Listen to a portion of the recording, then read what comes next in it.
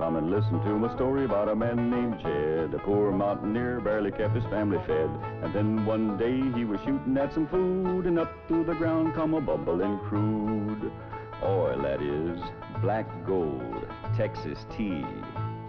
Well, the first thing you know, old Jed's a millionaire. The kinfolk said, Jed, move away from there. Said, California is the place you ought to be. So they loaded up the truck and they moved to Beverly Hills, that is, swimming pools, movie stars. The Beverly Hillbillies.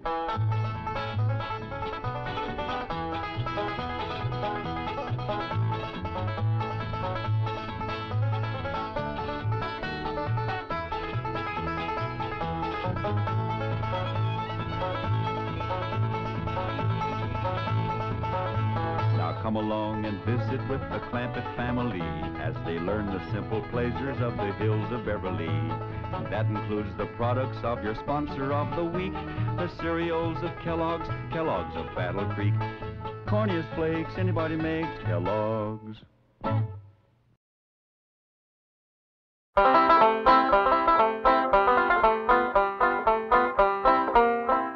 Jessie had a wife to mourn all her life.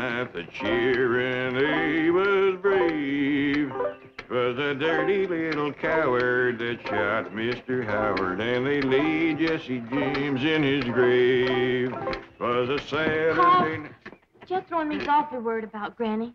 What's she doing? Nothing. Just sitting in the kitchen, rocking and staring at the wall. She won't talk to nobody nor say hi to her. Yeah, I noticed Granny kind of drooping this morning. I reckon she misses Pearl. But them two was always scrapping. I reckon that's what she misses. You know, Granny's a lot like that band of yours, Ellie. She loves to scrap. That's the truth. Used to pleasure her considerable to throw Aunt Pearl out of her kitchen. Yeah, Granny don't want no one cooking in there except her. Jethro, I think you just come up with an idea. I did? What was it? Ellie will go out there and act like she's going to fix up a mess of victuals. That'll get Granny's hackles up. You take care of her for me, Jethro. Now, Ellie Mae, I know it's against your nature, and I know how much you love your Granny. But for her own sake, I want you to try to be real spiteful. Try to get her riled up. Do it, Paul. Hey, Uncle Jed, can I go too? After all, it was my idea. Wasn't it? Yeah, Jethro. And take that bandy along with you. Ain't nothing riles Granny more than chickens in the kitchen.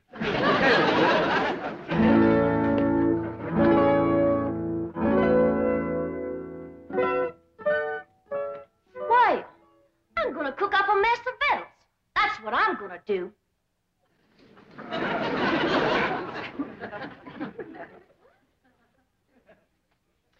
I'm gonna get out every pot and pan in this here kitchen, and I'm gonna whomp up the doggonedest meal anybody ever tasted.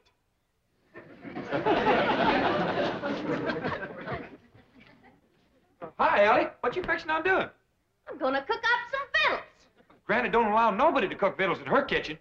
I don't care what Granny don't allow. I'm gonna cook up some victuals anyhow. I'll help you. Here now, what are you young'uns up to? Well, we's gonna cook us some victuals. Why, you know Granny don't allow that in her kitchen. We don't care what Granny don't allow. We's gonna cook us some victuals anyhow. Jethro, is that a chicken you're holding? Yes, sir. Well, you better get shed of it right away. No, I mean outside. Ain't nothing riles Granny more than chickens in her kitchen.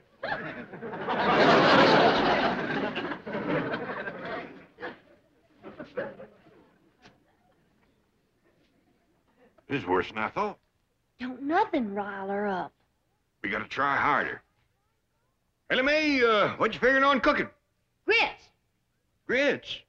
Why, your Granny just cooked a mess of grits last night. I know, Paul, but them was the worst mess of grits anybody ever cooked. Well, heck, I ate 4 great big heaping grits. Ellie Mae Clampett, what a spiteful, riling thing to say about your Granny's cooking. Child is right, kid. I can't do nothing no more. I ain't worth the powder to blow me up with. Granny, I didn't mean it. Paul made me say it. Them was the best grits ever. They sure was, Granny. Like I was gonna tell you. I ate 4 great big bowls. But Uncle Jed, he wouldn't let me tell you. And he made me throw that chicken on you, too. I don't blame Jed for wanting to get rid of me. I'm just a useless old woman. I ain't good for nothing or nobody. My time has come. Now, Granny, hold on there. No, Jed. Just do me one favor. Send me back home. I don't want to die in this foreign country. Now, hush that kind of talk. Pa, you ain't gonna let Granny... Don't try to shield me from him, young'uns. Just make it quick and merciful, Jed. Poleaxe me. Well, I sure made a mess of that. Come on, maybe we can think of something if we go outside and put our two chicken brains together. Oh, come on, Uncle Jed.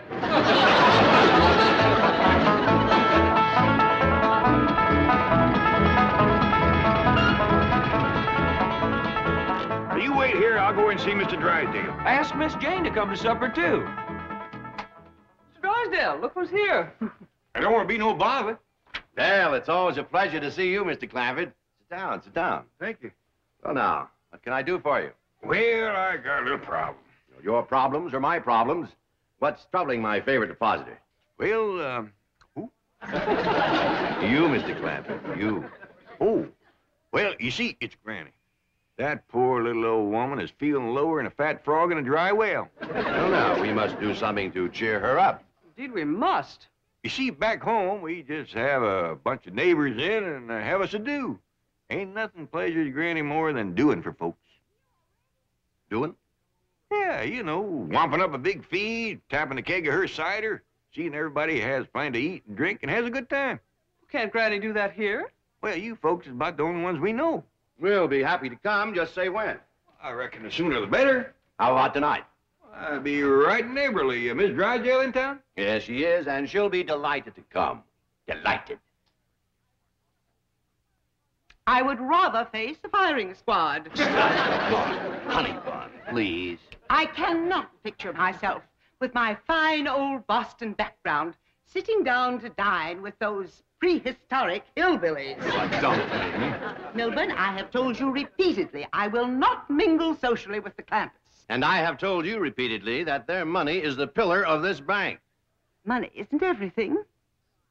Only if you have plenty, which you will not unless you go to Granny's dinner because I will cut off your allowance. You wouldn't.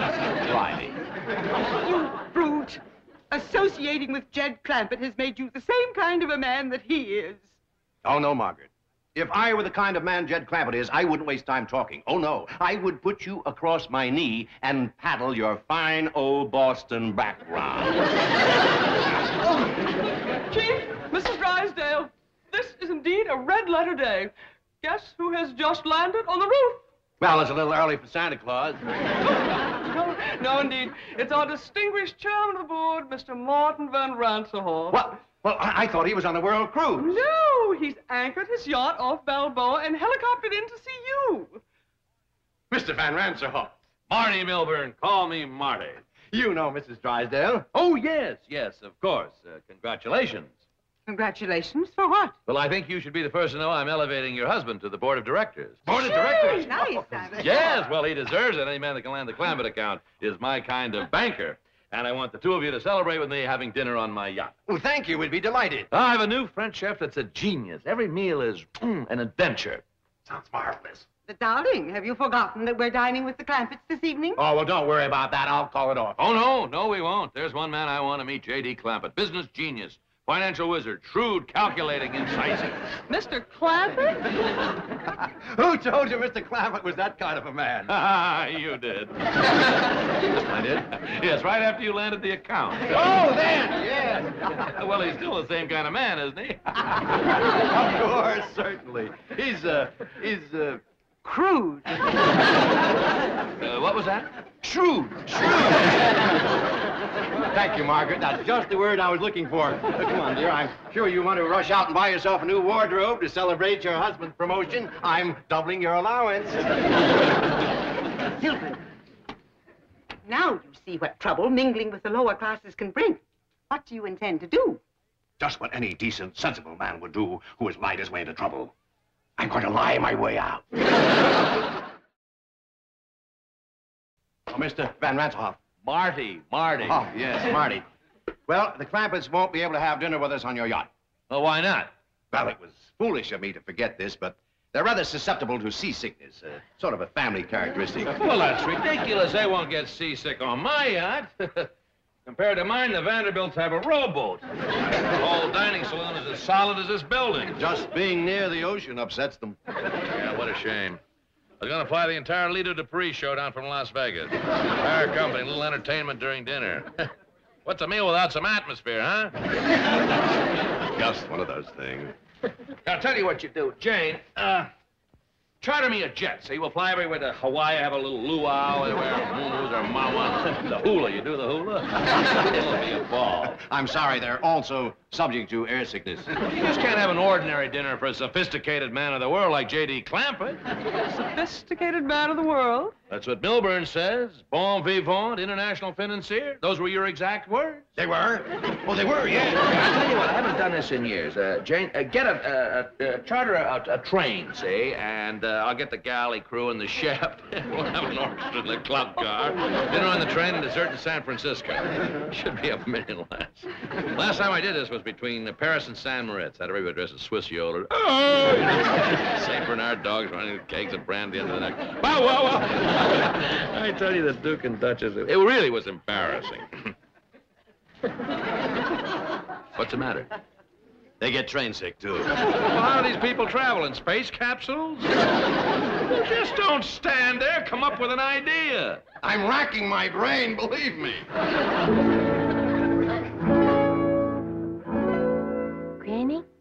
Granny, look-a here. I learned Earl a new trick.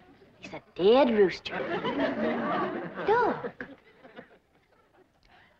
Just put us both in a pine box and send us home for burying. He ain't really dead. He's just playing. Look at this. See? He's alive. More than I can say for me. Ellie, you best stop playing with that chicken. You got lots to do. What, Paul? Oh, cooking for company, that's what. We're having a big doings. Well, who's all coming? Well, Miss Hathaway, Mr. Drysdale, Miss Drysdale, I don't know who all. Well, what'll I cook?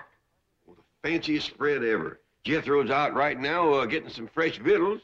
I reckon you can start heating the water for the owl soup, and I'll go down the cellar and fetch up some salted possum. Hold on, everybody. We's having a do, I'm gonna do the doing. Now, you may get this chicken out of here. Nothing roused me like chickens in my kitchen. And the rest of you scat, too. Ellie Mae, you set the table in the fancy eating room. Jed, you go cut me some fresh greens. Oh, we're gonna have a doing for the folks next door. I'll bake 'em up a possum and plenty victuals more. We'll have a keg of cider and a little Mountain Dew, and we'll all have ourselves up hullabaloo.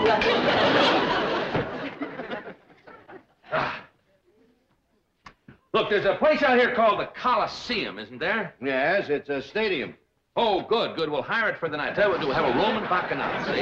All the guests will wear togas. They'll have laurel wreaths in their hair. Marty. Yes? I don't think you can get the Coliseum on such short Well, I'll notice. tell you what, we'll get Grauman's Chinese. That's a theater. Rent the theater, you understand? Have all the guests dressed in kimonos, and we'll have dinner out in the forecourt. Oh, and by the way, Jane, get me some fresh cement. I'll bet you Jed Clampett never put his footprints in wet cement while eating fried shrimp. Well, tell you the truth. Oh, I know what you're going to say. That's the trouble with fellas like Clampett and me. We've been everywhere. We've done everything. There just are no new thrills. Yes, that's probably why the Clampetts are such a secluded family. They never go out. Say, by the way, you're going there for dinner tonight, aren't you? Well, yes, but... Jane, call them and ask if I could impose on their hospitality. I just got to meet the Clampett. No, don't call. Well, why not? Well, they don't like to talk on the telephone. Now, I'll go up there in person and speak to them on your behalf. Oh, good boy, good boy.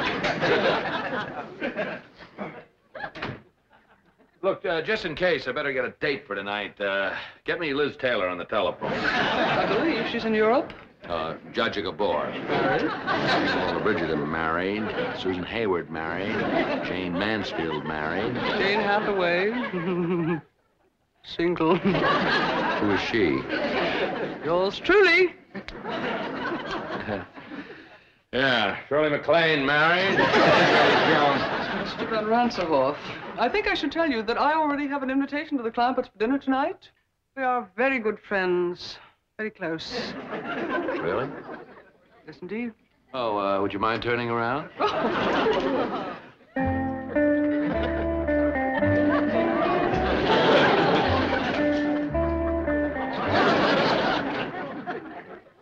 Debbie Reynolds is married. Mr. Van Ranserhoff, I think you should also know that the Clampetts do not, as they say, cotton to strangers. Miss Hathaway, let me say that you have a date for this evening. Jolly good. But, a word of caution. The fact that I have appeared eager might lead you to believe that I am a girl with whom you could take liberties. Nothing could be further from the truth. I permit no familiarity on the first date. Bless you, my girl. I can't tell you how sorry I am, Mr. Clampett, but you see, Mr. Van Ranserhoff is my boss. Well, bring him along. Granny's got plenty of possum and grits and owl soup. Well, I'd love to bring him, but he has dinner planned on his yacht, and I have to do what he wants. I'm terribly sorry. Well, so am I. Poor Granny is going to be like a mule kick to her. Well, tell her we'll come tomorrow night or tomorrow morning for breakfast if she likes, but tonight I have to be with Mr. Van Ranserhoff. Well, I understand. Thank you, Mr. Clampett. Thank you very much.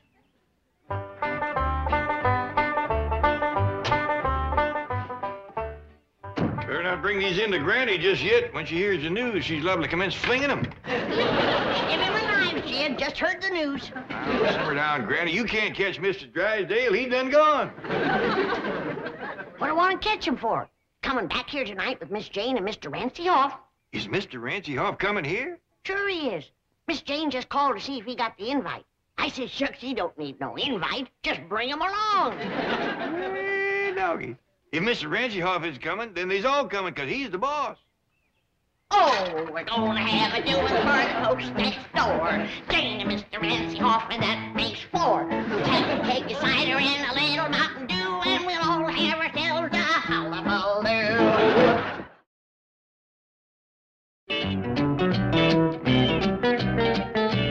What do you mean, Ranserhoff's going to the Clampetts? I'll be exposed. I'll be ruined. Chief, veritas vincit omnia. If that's the name of a poison, get me some. Means the truth conquers all. Tell Mr. Van Ranserhoff the truth. Admit that you deceived him. Do you know what happened to the last man who admitted that to Ranserhoff? He is now working at the bank at Moose Jaw, Alaska. He goes to work in a dog sled. I have an idea. I am Mr. Van Ranserhoff's date tonight. I'll tell him the truth. I'll pick a romantic moment and seal it with a kiss. Are you kidding? He has a bank north of Moose Jaw. Wait till you see the divine gown I purchased. It was designed especially for an evening on a yacht. We'll take it back and try to get something as good for a day on a dog sled.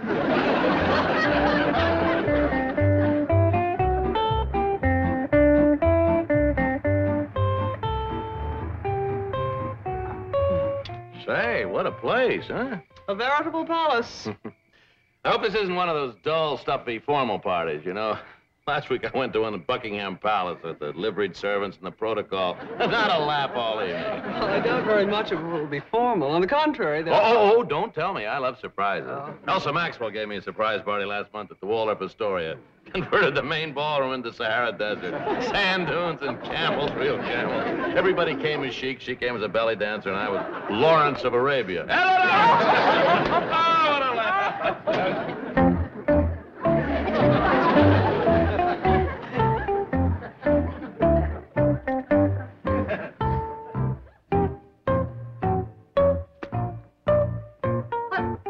Doing?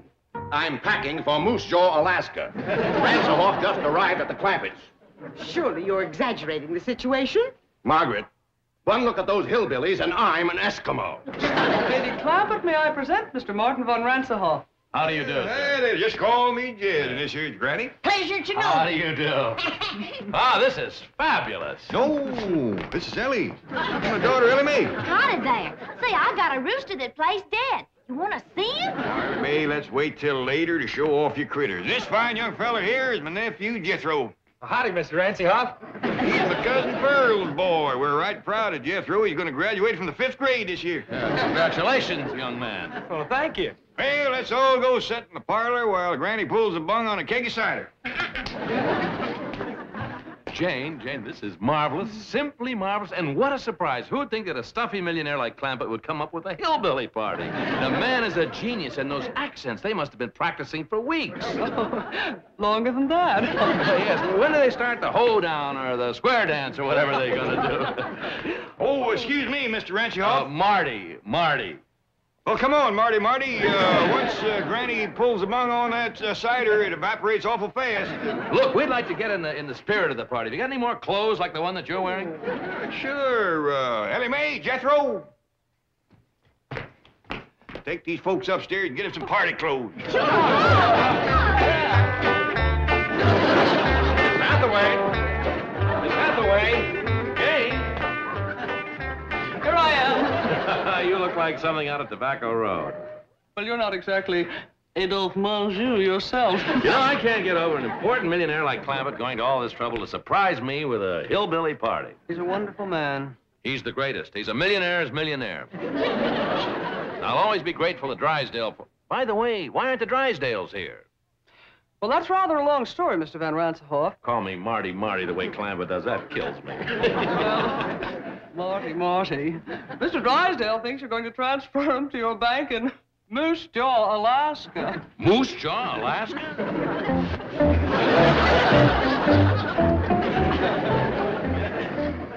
Milburn, what are you doing?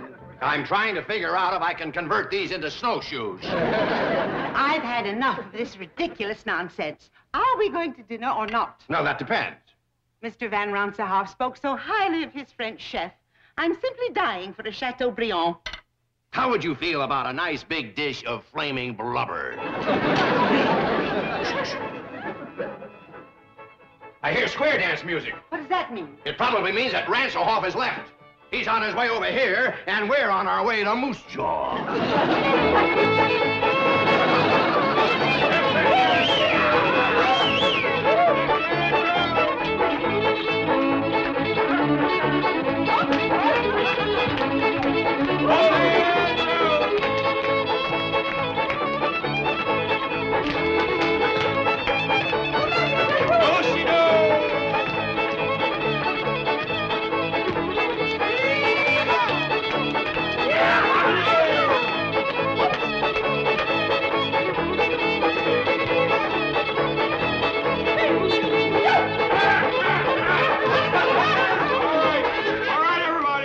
Says we can't wait no longer for the Drysdale. Her owl soup and chicken fried hawk is getting cold. This way to the fancy eating room. Owl soup and chicken fried hawk. What a sense of humor. Drysdale's missing the party of the year. A do-see-do.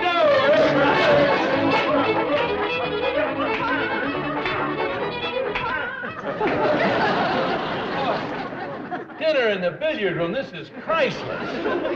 Now, before we all sit down, there's a couple things I better explain to you, Marty.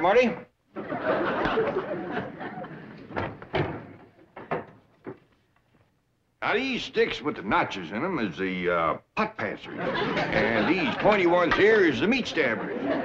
It's just dandy for stabbing stuffed crow. I wish Elsa Maxwell and Pearl Mesta could be here. Partial to stuffed crow, is they? Well, come on, sit down, everybody. First we'll have Grace, and after that, Ellie Mae will pass out the deviled buzzard eggs. He is just fine with baked possum.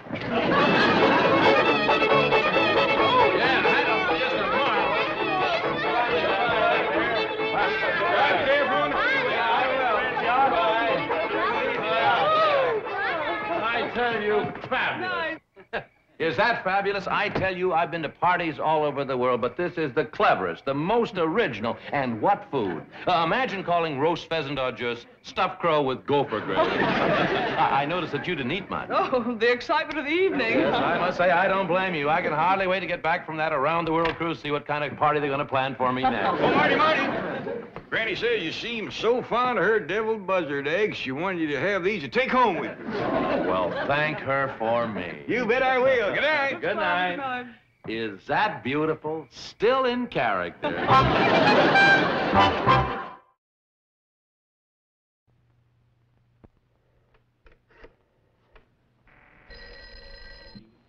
Yes, Chief. Miss Hathaway, how did you know this is? At this time of the night, who else would be calling me? Well? I've just prepared a bowl of Kellogg's cornflakes. Miss Hathaway, tell me about it. Well, you know about Kellogg's cornflakes. Crisp, golden flakes with real corn taste. Miss Hathaway, what happened at the dinner? Oh, he loved it. Thought it was a gag. You're in, Chief. Board of Directors. Keep talking, Miss Hathaway. Victory came at precisely 9:47 when Mr. Van Ransom declared that you were... Corniest flakes anybody makes, Kellogg's. The Beverly Hillbillies has been presented by Kellogg's Corn Flakes. Corniest flakes anybody makes, Kellogg's. From Kellogg's of Battle Creek.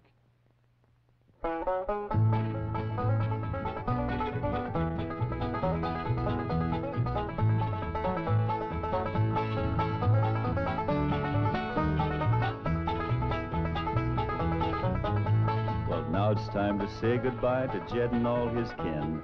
They would like to thank you folks for kindly dropping in. You're all invited back next week to this locality to have a heaping helping of their hospitality. Hillbilly, that is. Set a spell. Take your shoes off. You all come back now. Here. This has been a Filmways presentation.